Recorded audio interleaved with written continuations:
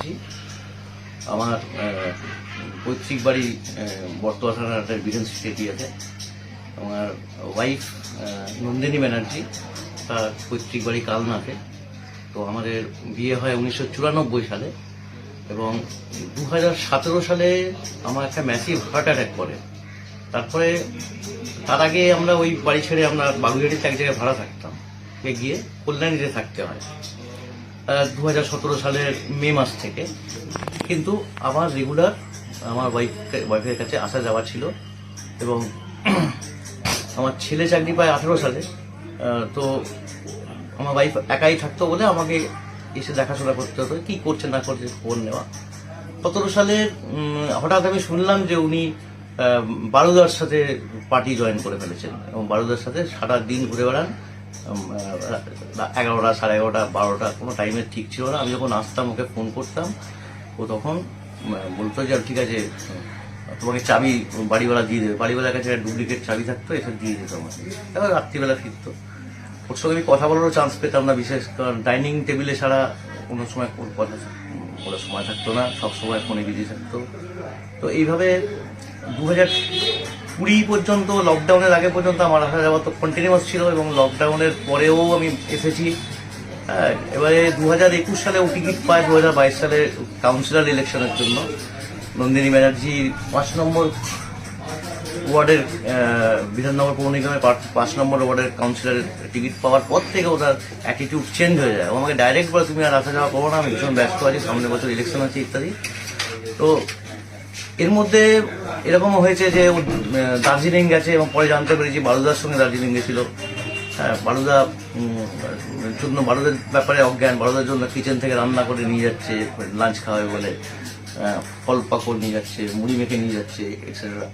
তো আপনাকে কি ফোন করেছে এগুলো? আমাকে কখনো এসব করেনি।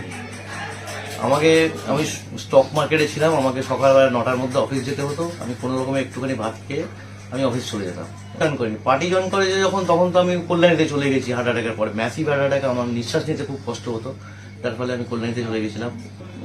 টিকিট পাওয়ার পরে আমাকে যখন অ্যাটিটিউড চেঞ্জ হলো এবং আমাকে যখন ডাইরেক্ট বললো যে তুমি আর এখানে এসো না, আমি সবসময় ব্যস্ত থাকি, তারপর থেকে আমি আসা বন্ধ করে দিয়েছিলাম। কাজের লোকের সামনে বলেছিল, আমার খুব আত্মসম্মানে লেগেছিল।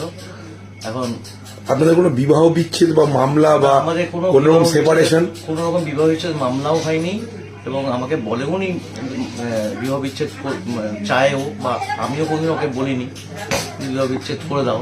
মানে আলটিমেটলি বলতে হতো। জ্যোতিপ্রিয় মল্লিকের সঙ্গে আর কি করে যোগাযোগ হলো?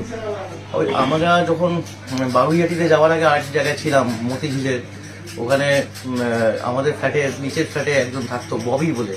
তিনি নর্থদমদম মিউনিসিপ্যালিটির সঙ্গে যুক্ত করে ব্লিচিং পাউডার টাউডার সাপ্লাই করে। উনি ওনার সঙ্গে যোগাযোগ করিয়ে দিয়েছিলেন, বারুদা ডাকছে।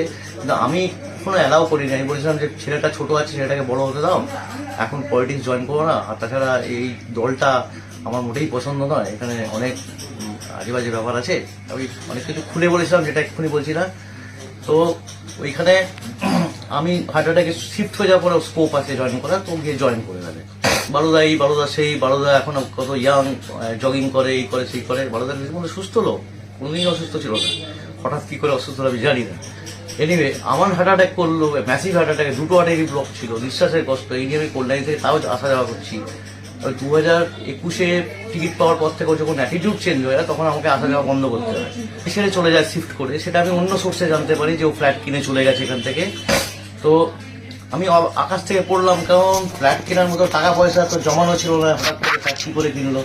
যাই হোক, আমি ভাবলাম যে ঠিক আছে, হয়তো নিশ্চয়ই বারুদা কিনে দিয়েছে, আদারওয়াইজ কী করে সম্ভব। তবুও আমি অনেক খোঁজার চেষ্টা করেছিলাম, কিন্তু ওর আত্মীয় স্বজনরাও কেউ জানতো না কোথায় ফ্ল্যাট আছে, মানে আমাকে বলতো না। যাই হোক, আমি অনেক কষ্টে এই গত সেপ্টেম্বর মাসের 11 তারিখে ওর ফ্ল্যাটে অনেক কষ্টে 4 তলার উপরে উঠেছিলাম, লিফট বন্ধ ছিল। ওকে ডাকাডাকি করেছিলাম, বেল দিয়েছিলাম। আমি বলেছিলাম যে আমি একবার কথা বলে চলে যাব। তো আমার বক্তব্য বা কথাবার্তা কিছু শুনলো না, আমাকে ঘুরতে দিল না। কিন্তু পরের দিনই আমার নামে এফআইআর করা হলো যে আমি ক্রিমিনাল ট্রেসপাসিং করে ঢুকেছি। ও 447 ধারা দিল আর 506 ধারা দিল যে আমি নাকি জানের হুমকি দিয়েছি। Whereas ওরাই আমাকে জানের হুমকি তার আগে দিয়েছে।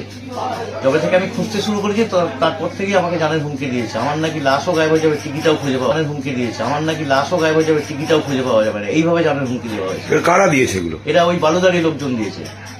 এরপরে আমি তা সত্ত্বেও আমি ভেবেছিলাম আমার বউ তো ডাইরেক্ট কিছু বলেনি, আমি যাই একবার কথা বলি। আমি যাতে ও তো ডাকলোই না, উল্টে দেখলাম যে পুলিশ চলে এলো। পরের দিন পুলিশের থানায় কমপ্লেন হলো।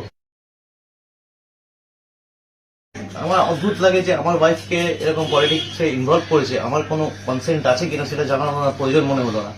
উনি আমার ওয়াইফকে দলে ভেড়ালেন, কিন্তু আমার সঙ্গে কোনোদিন দেখাও করেননি, ডেকেও পাঠাননি, কোনো কিছু না। উল্টে মানে এমন একটা অ্যাটমসফিয়ার ক্রিয়েট করলেন। মানে আমার ওয়াইফ যে সমস্ত কথাবার্তা বলতো যে আমি যদি চেষ্টা করি বড়দের সঙ্গে দেখা করার, তাহলে কিন্তু আমি মুশকিলে পড়ে যাব। মানে আমার এমন কোণঠাসা অবস্থা, মানে আমি যেখানে যাচ্ছি সেখানে থানার ফোন আসছে, পুলিশ থেকে ফোন আসছে, যাতে আমাকে না ঢুকতে দেওয়া হয়, যাতে আমার সাথে কেউ না কথা বলে। তো এই পরিস্থিতিতে আমার সবসময় সুইসাইডাল থট আছে, বেঁচে থাকা যায় না। আমার কাজকর্ম আমি করতে পারছি না, আমার মাথা কাজ করছে না। সমস্ত সময় সবসময় আতঙ্কের মধ্যে বাঁচতে হচ্ছে যে কখন আমাকে লোকজন ধীরে ধরে পেটাবে। বালুদার সঙ্গে কতদিন ধরে এই সম্পর্কটা চলছে যার জন্য আপনাদের পরিবারটি ক্ষতিগ্রস্ত? বালুদার সঙ্গে নিশ্চয়ই 2017-এ আমার হার্ট অ্যাটাক হওয়ার মাত্রই তো নিশ্চয়ই দহরম হতে পারে না, নিশ্চয়ই অনেক আগে থেকেই চলছে। আগে ফোনও আসতো, আমি দেখেছি ফোন আসতো, বালুদার ফোন আসতো। আসাম রোডে গাছ পড়ে গেছে কিনা জানতে চাইতো, এই ধরনের ইললজিক্যাল কথাবার্তা। তো আমি তখন থেকেই বুঝতে পারতাম, কিন্তু আমি ভাবিনি যে এইভাবে বালুদার জন্য আমার সঙ্গে এইভাবে একটা অত্যাচারের মতো। এখন যেটা করছে এটা অত্যাচার, রীতিমতো ফিজিক্যাল অত্যাচার। কারণ আমি এরকম হার্টের পরিস্থিতি নিয়ে এত আতঙ্ক নিয়ে বাঁচতে পারবো না। ঠিক আছে, আমি হাত জোর করে প্রার্থনা করছি যে আমাকে ইউথ হ্যাসানাই। আমি দিদির কাছে প্রার্থনা করি যে আমিও তো রাজ্যের ভোটার, আমিও তো আপনাকে ভোট দিয়েছি, আমাকে প্লিজ ভালোভাবে আছি। আর যদি সেটা না করেন তাহলে আমি যাতে সুস্থভাবে বাঁচতে পারি, থানার ফোন যেন আমার কাছে না আসে, যাতে বারবার করে আমি যেখানে যাব আমার সবার আত্মীয় স্বজন বন্ধু বান্ধব সবার কাছে থানার ফোন না আসে, এটার ব্যবস্থা করুন। এভাবে বাঁচা যায় না।